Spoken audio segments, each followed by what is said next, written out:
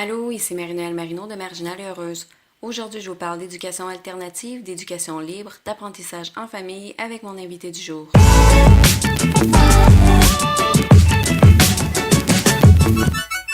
Bonjour, aujourd'hui, je suis avec Anne Chabot-Biquet pour parler de unschooling. Bonjour Anne, ça va bien? Bonjour, oui. J'aimerais ça qu'on commence peut-être en présentant ta famille pour tous ceux qui écoutent puis qui ne vous connaissent pas encore. Oui, alors on est une famille de 4. Josh, le papa, qui a 36 ans, moi, Anne, 38 ans, et nos 2 filles, Eila, qui a 6 ans et demi, et Maëlie, 2 ans et demi.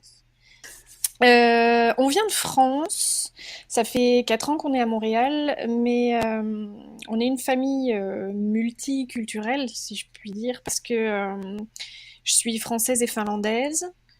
Josh est français et américain. Eila est née en France. Et Miley est canadienne et française. Ce qui fait qu'à la maison, on parle 3 langues, français, anglais et finnois.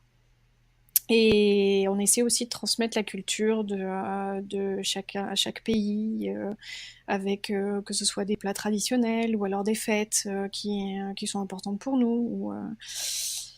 Et puis on essaye de voir aussi nos familles le plus souvent possible, mais c'est pas mal éparpillé dans le monde. Et à part ça, on aime beaucoup les voyages. Et on rêverait d'ailleurs de partir pendant peut-être 1 voire 2 années dans un long voyage autour du monde. Wow, ça doit vraiment faire une belle dynamique familiale d'avoir un peu de tout ce background-là d'un peu partout. Je suis curieuse quand c'est prise la décision de ne pas envoyer les enfants à l'école. Comment est-ce que c'est poursuivi la réflexion pour en arriver au unschooling? La décision s'est faite un peu naturellement dans le cours de notre avancée. Pour commencer, Eila, c'était un bébé baby. Et donc, bébé aux besoins intenses. Et elle avait jamais été dans une garderie. Et quand est arrivé le moment d'envisager l'école, on a commencé par chercher vers les écoles alternatives. Parce que la connaissant, avec son hypersensibilité, elle pouvait pas cadrer dans l'école traditionnelle ou l'école publique comme on en avait vu autour de nous. Donc on cherchait d'abord quand même une école, mais plus ouverte, enfin plus qui collerait plus à notre fille.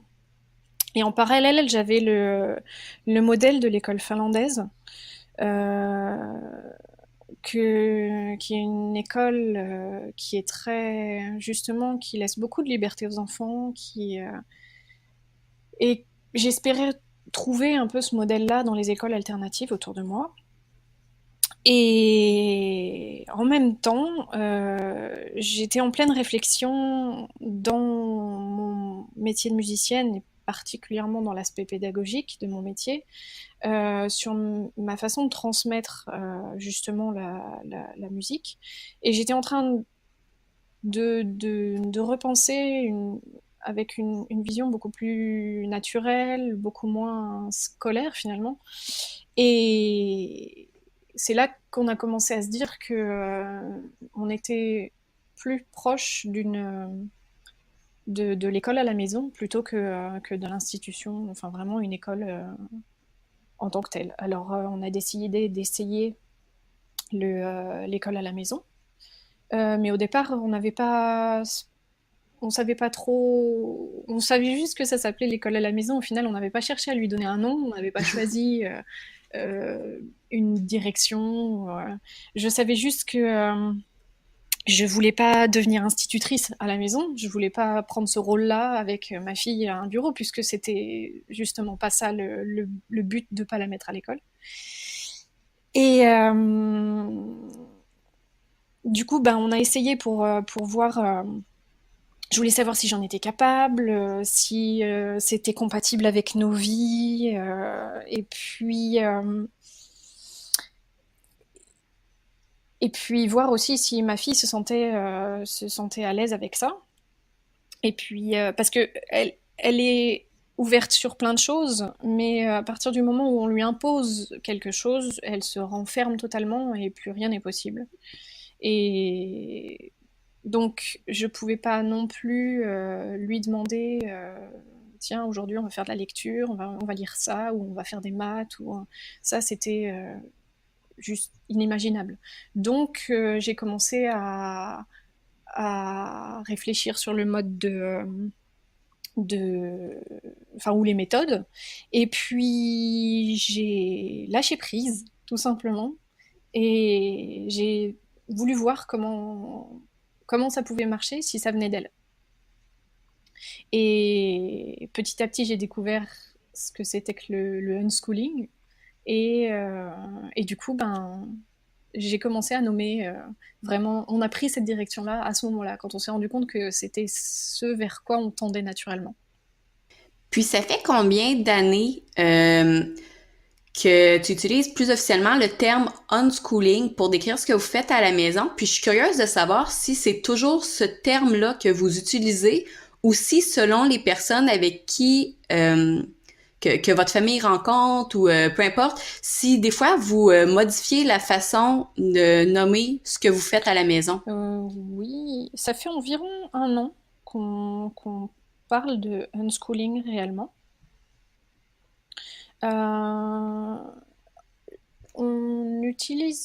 disons qu'on n'a pas de gêne à utiliser ce terme, mais la configuration, c'est que c'est souvent, les gens demandent souvent, ah, t'as quel âge? Ah, et puis tu vas à l'école? Et puis elle répond spontanément et sans gêne, non, non, je vais pas à l'école, je fais l'école à la maison. Je vais pas forcément aller vers les gens pour leur expliquer en leur disant que c'est le unschooling qu'on pratique et tout ça, mais par contre, s'ils s'intéressent, je prends volontiers le temps d'expliquer ce que c'est que le unschooling en employant le mot unschooling et l'apprentissage libre aussi. Mais j'ai remarqué que souvent les gens sont intrigués, mais ils ont souvent besoin de trouver des raisons euh, avant même de savoir ce qu'on fait. Quand on dit école à la maison, euh, il faudrait.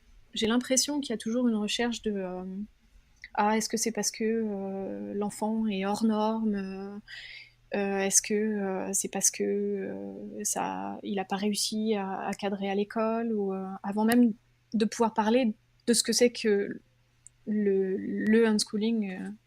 Et puis, mais les termes que j'emploie quand au début, je dis donc qu'on fait l'école à la maison. Après, je dis qu'on est dans un apprentissage libre et que, plus précisément, on a pris la direction du unschooling. Mais j'ai une connaissance qui a... Ça a été la seule réaction d'ailleurs qui a été très, très brutale, je dirais. Une connaissance qui était affolée à l'idée de savoir que ma fille n'allait pas à l'école. Il trouvait ça inconscient, que j'allais la mettre en danger et que c'était des idées de hippie. Et finalement, en en parlant, en mettant les mots dessus, en expliquant le quotidien, il m'a dit que il était pas d'accord avec mon choix, mais qu'au final, il était forcé de constater que mes filles sont épanouies, ouvertes, elles ont pas de problème de relation avec les gens et elles ont acquis des connaissances. Le unschooling, c'est un terme qui est de plus en plus utilisé par des familles, mais les familles ne vivent pas toujours ça de la même façon. J'aimerais, si tu veux, que tu m'expliques comment ça se passe le unschooling chez toi, dans ta maison. Alors, les filles sont libres, mais moi, j'avoue que j'ai besoin d'une certaine forme de planning. Pour commencer, on est tous les deux musiciens, Josh et moi. Josh fait un doctorat en composition et puis il joue de la basse.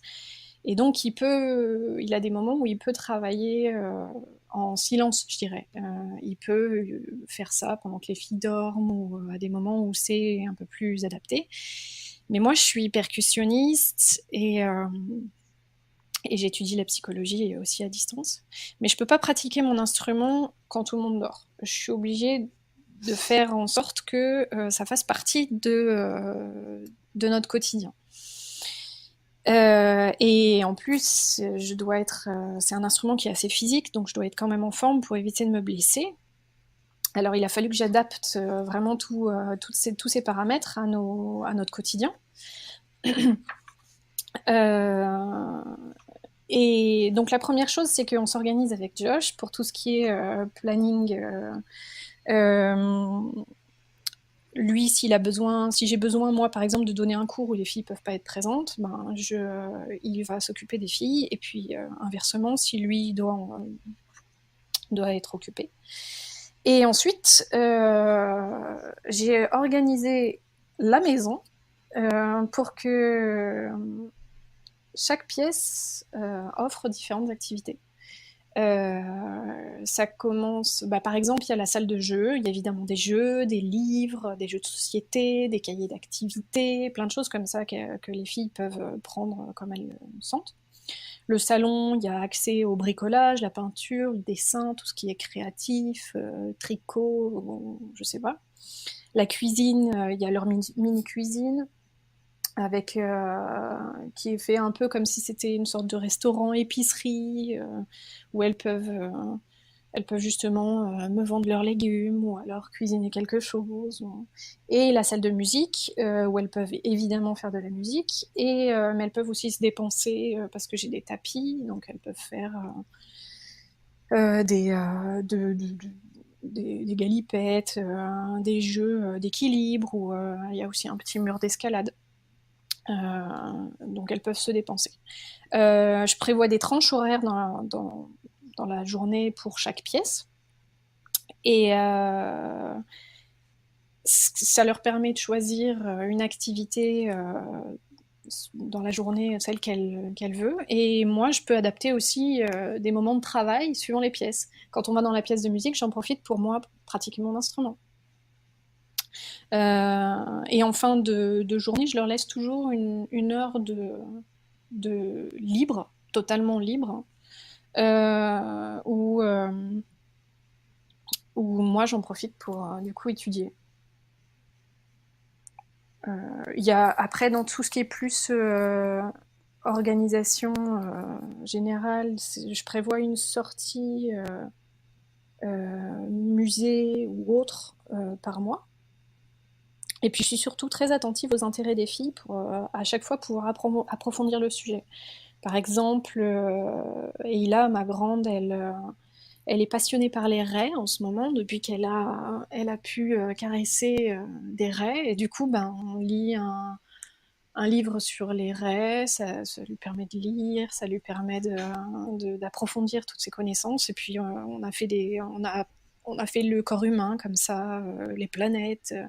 Ma plus jeune était passionnée par les pirates, alors on était aussi allé voir une exposition sur les pirates, et puis on a essayé de comprendre un peu mieux la vie des pirates, des choses comme ça. Et puis elles ont aussi des activités fixes, alors la musique, et il a fait de la danse et du hockey. Et sinon, on trouve aussi des activités suivant les saisons. On a pu faire de la poterie comme ça, et puis là, cet hiver, il a voulu faire de la robotique, par exemple. Donc voilà à quoi ressemble à peu près notre quotidien. Super. J'aimerais savoir si tu avais des craintes dans tes débuts, mais aussi si tu as encore des craintes aujourd'hui et si ce sont les mêmes. Ah, alors oui, j'avais énormément de craintes. J'avais tellement peur de pas être à la hauteur, de ruiner l'avenir de ma fille, que je me demandais si mon choix était justifié. Le genre de questions qu'on se pose quand on fait pas comme les autres finalement. Et ça a complètement changé. J'ai plus du tout ce sentiment parce que ma fille, enfin mes filles, m'ont montré que c'était une bonne direction. Et puis aujourd'hui, c'est plus des peurs d'ordre organisationnel, par exemple. Est-ce que je vais réussir à m'organiser comme il faut? Est-ce que j'arriverai à concilier travail, famille comme il faut? Est-ce que je vais être assez attentive pour pouvoir répondre à tous les intérêts, ce genre de choses. Mais j'ai plus du tout ces craintes du départ de, de mettre la vie de ma fille complètement en bazar. Au quotidien, ça ressemble à quoi les plus grands défis pour toi ou pour d'autres membres de la famille? Je crois que c'est adapter la journée à son imprévisibilité, parce que on a beau être organisé, il y a toujours des imprévus. Euh, c'est- Ça rend notre vie vraiment passionnante parce qu'on ne sait pas comment sera le lendemain, et en même temps, ça peut être parfois extrêmement fatigant ou difficile. Euh, mais bon, on apprend chaque jour, donc on s'adapte. Mais il y a aussi un des grands défis, et je crois que c'est valable aussi bien pour moi que pour mon mari, c'est de réussir à faire tout ce qu'on avait prévu dans une journée, ce qui n'arrive jamais. Euh, et, euh, et puis, faut accepter du coup que ce sera pas, ce sera peut-être pas comme on aurait voulu, mais et que ça prendra peut-être plus de temps qu'on l'avait prévu. Je crois que c'est un apprentissage sur la longueur, je pense. Peut-être un apprentissage de toute une vie. Hmm, probablement, oui. C'est quoi les avantages les plus importants pour toi et ta famille qui sont liés au unschooling ou simplement à l'école à la maison? On grandit tous ensemble, on profite de chaque instant ensemble. C'est une telle richesse de pouvoir assister à tous ces apprentissages et voir évoluer nos filles comme ça. J'apprends énormément aussi. C'est aussi une énorme richesse dans mon métier. Puis c'est idéal dans nos vies de musiciens parce que ça nous permet vraiment d'avoir cette liberté. Comme le métier de musicien est un métier qui n'a pas vraiment d'horaire, c'est vraiment un idéal dans notre vie de famille. Et puis, on met pas, j'ai l'impression qu'on on met pas de frein aux filles, que le monde est source d'apprentissage, et ça leur permettra de toujours avoir cette envie et cette possibilité justement de pouvoir avancer et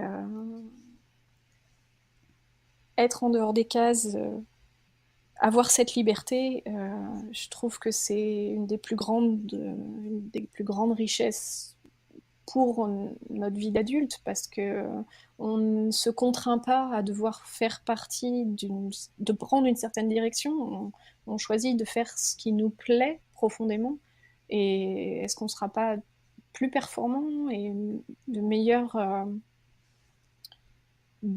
professionnels à l'âge adulte?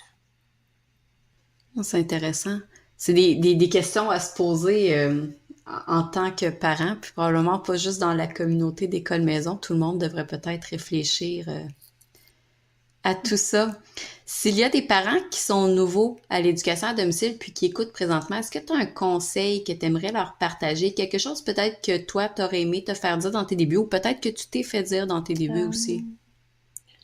Euh, je dirais que l'éducation à domicile, c'est un choix de vie. c'est un réel investissement, mais si c'est vraiment, si c'est votre choix, je dirais faites-vous confiance et faites confiance à vos enfants. Il y a des ressources, il y a des gens, on n'est pas tout seul dans la vie de l'école maison.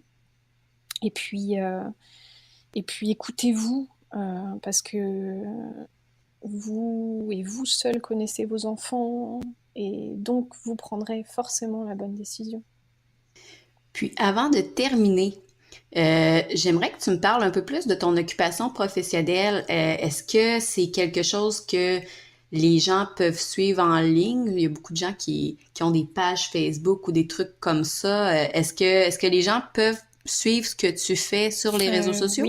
je suis donc musicienne percussionniste. Je joue de la musique contemporaine au travers de divers projets. Et puis j'enseigne également, puisque c'était une des grandes sources de réflexion vers le unschooling. J'ai totalement repensé ma façon d'enseigner. J'ai voulu la tourner pour que ce soit mené par l'enfant ou même l'adulte ou la personne en fait qui appréhende justement la musique. Que ce soit quelque chose qui vienne de ses ressentis, de sa phase de développement, que ce soit vraiment à tout âge. Et j'ai même je commence dès 6 mois. Euh, et c'est pour ça aussi que j'étudie la psychologie, pour vraiment être en lien avec toutes les phases de développement, toutes les capacités qu'on acquiert ou qu'on perd en fin de vie aussi. Et en fait, j'essaye dans ma profession de musicienne pédagogue, j'essaye de casser les barrières et de montrer que la musique ça peut être un apprentissage beaucoup plus naturel que ce qu'on pourrait penser, et pour tous les âges. Il n'y a pas forcément les barrières qu'on pourrait imaginer. Et, et vous pouvez me suivre, oui, sur Facebook. Ma page s'appelle Let's Feel the Music. Et j'ai un site aussi internet qui est du même nom, tout petit et tout attaché. Et voilà. Sinon, on a fait une page sur notre mode de vie de unschoolers, mais c'est pas une page pro en tant que telle, c'est pas notre métier. Je l'avais ouverte parce que je m'étais dit que plus il y a d'ouverture sur ce mode de vie, plus on peut assister à ça, et plus les préjugés peuvent changer, et que c'est toujours bien de pouvoir voir comment on peut faire autrement. Et c'est pareil, si vous voulez jeter un œil, c'est une page qui s'appelle Libre de grandir et de découvrir. Super! Ben, merci beaucoup. C'était super intéressant de voir comment ça se passe dans votre quotidien. Puis, je pense que ça va pouvoir inspirer autant des personnes qui se lancent là-dedans que les familles qui font l'école à la maison depuis des années. C'est toujours le fun de pouvoir entendre le quotidien des autres. Donc, merci beaucoup, Anne, pour ta présence au podcast. Merci à toi pour cette ouverture justement sur toutes les vies de l'école à la maison. Ça fait plaisir. Au revoir. Au revoir. Pour en apprendre plus sur le sujet, je vous invite à mettre la main sur le livre L'éducation à domicile au Québec, tout ce que tu dois savoir sur l'école à la maison, le unschooling, les apprentissages en famille et autres alternatives au milieu scolaire. Puis on se dit à la prochaine!